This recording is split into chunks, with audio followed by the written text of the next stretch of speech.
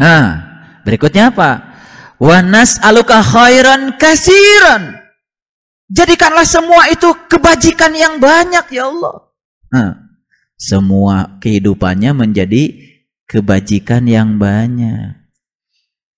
Apapun peristiwa yang menimpa dia jadi kebaikan yang banyak. Khairan katsiran wa nas'alukal afwa wal afiyah, maka dia bakal sehat wal afiyah. Ini kunci. Kenapa dia tidak sehat? Kenapa sakit-sakitan? Karena psikologinya rusak, berpengaruh pada neurologi. Neurologinya rusak, berpengaruh pada endokrinologi. Endokrinologinya rusak, berpengaruh pada imunologi. Imunitas tubuhnya itu sangat rendah, rentan terhadap berbagai penyakit. Tidak bisa menikmati spiritual, tidak bisa menikmati Quran, tidak bisa menikmati getaran dan rasanya Al-Quran. Kenapa? Gak punya iman. Makanya iman dulu, baru khusyuk. Setelah khusyuk, baru manfaat ilmunya. Kalau sudah manfaat ilmunya, dia akan mendapatkan apa? Akan mendapatkan istiqomah untuk selalu menjalankan amal soleh. Maka berikutnya akan memiliki keyakinan yang sidik. Kalau sudah keyakinannya sidik, berikutnya apa? Wa nas'aluka dinan qayyiman. Dia memiliki din yang qayyim. Dia memiliki din. Din itu apa? Yaitu din yang qayyim. Din yang selalu tegak, gagah, jiwanya gagah. Kalau sudah gagah jiwanya, berikutnya wa nas'aluka khairan katsiran wa nas'aluka afwa wal afiyah, sehat wal afiyat. Itu ada doanya itu. Wa nas'aluka tamamal afiyah, dia mendapatkan kesempurnaan dari sehatnya. Sanes ukur sehat gagah, tapi dia mendapatkan kesempurnaan dari sehatnya. Banyak orang sehat tetapi tidak berkarya. Banyak orang sehat tetapi tidak bernilai hidupnya. Sehat dan bernilai. Wa nas'aluka tamamal afiyah. Berikutnya apa? Wa nas'aluka syukra alal afiyah. Berikutnya dia syukur dengan sehatnya. Berikutnya apa? Wa nas'alukal ginaa anin nas. Dia menjadi orang yang ginaa anin nas. Gina, berguna. Jadi guna itu dari bahasa Arab. Ginaa anin nas, dia menjadi orang yang berguna bagi manusia. Ada orang yang hidupnya tidak berguna, boro-boro untuk orang lain, untuk dirinya sendiri saja tidak berguna. Kenapa? Gak punya iman. Nah, walaili idza yasar. Apa berikutnya? Dan malam telah berlalu. Ayahanda ibunda, malam harus berlalu. Ya, kegelapan harus berlalu. Mereka yang telah melampaui kegelapan baru mendapatkan fajar. Apa tuh kegelapan? Malam itu lambang dari dunia. Jadi dunianya sudah dilampaui.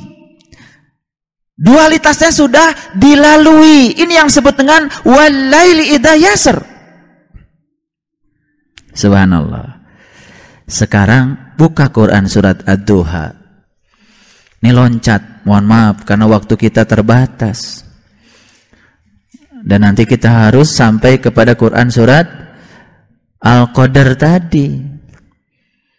Sudah ketemu surat yang ke-93. A'udzu billahi minasyaitonir rajim. Bismillahirrahmanirrahim. Wadduha wal-laili idza saja. Ma waddaka rabbuka wa ma qala. Walal akhiratu khairul laka minal ula. Wala sawfa yu'tika rabbuka fatarda. Alam yajidka yatiman fa'awa. Wa wajadaka dhallan fahada. Wa wajadaka aila fa'aghna. Fa'ammal yatima fala takhar. Wa ammas sa'ila fala tanhar wa amma bi ni'mati rabbika fahaddis. Sadaqallahul azim. Kita baca wadduha, demi duha. Ini kakaknya fajar. Sudah melewati fajar, duha. Kalau saya tanya, kira-kira kita posisinya sudah di fajar atau sudah di duha? Ya, posisi spiritual kita kalau berdasarkan kajian tadi, kita ini sudah di fajar atau sudah di duha? Antaranya? Kalau ini boleh antaranya. Udah lumayan kalau sudah antara fajar dan duha. Sudah melewati subuh. Subuh itu kan suatu etapa yang paling berbahaya. Betul nggak? Kalau bangun ya dapat fajar. Sudah bangun tidur lagi. Fajar juga nggak dapat. Apalagi duha lewat. Apalagi asyam. Bablas. Bisa menjawab pertanyaan saya? Di fajar atau sudah di duha? Ya sekarang dijelaskan dulu, setelah itu nanti kita ambil kesimpulan. Kalau fajar kan sudah tahu tadi, sudah melewati 1 dan 0. Dia punya prinsip. Ini soal integritas. Ini soal nilai hidup. Ini yang disebut dengan kecerdasan spiritual. Orang-orang yang punya kecerdasan spiritual tidak mau diajak antaranya. Ya atau tidak? Gitu. Baik. Wadduha. Kapan kita itu sudah mencapai duha? Ini adalah level spiritual. Apabila walaili idza saja. Perhatikan. Tarawih terus. Imam bacanya ad-duha tiap malam gak sadar-sadar kita. Bahkan ketika imam baca ad-duha pengen cepat selesai. Pada panjang-panjang bacaannya. Coba perhatikan. Wadduha. Kita akan mencapai duha. Tingkatan spiritual kita sudah duha. Apabila apa? Walaili idza saja. Apabila malam telah senyap. Malam telah sunyi. Tadi malam apa itu? Kalau di Quran surat Al-Fajr, apabila malam telah berlalu. Di Al-Fajr itu malam baru berlalu. Kalau ini malam senyap. Sunyi. Tak berpengaruh lagi dunia ini, kegelapan ini terhadap terang benderangnya sang jiwa. Jiwanya sudah tidak terkotori lagi oleh pasang surutnya dunia. Dunianya sudah walaili idza saja. Saja itu bahasa Indonesia. Gitu-gitu saja. Dunianya gitu-gitu saja.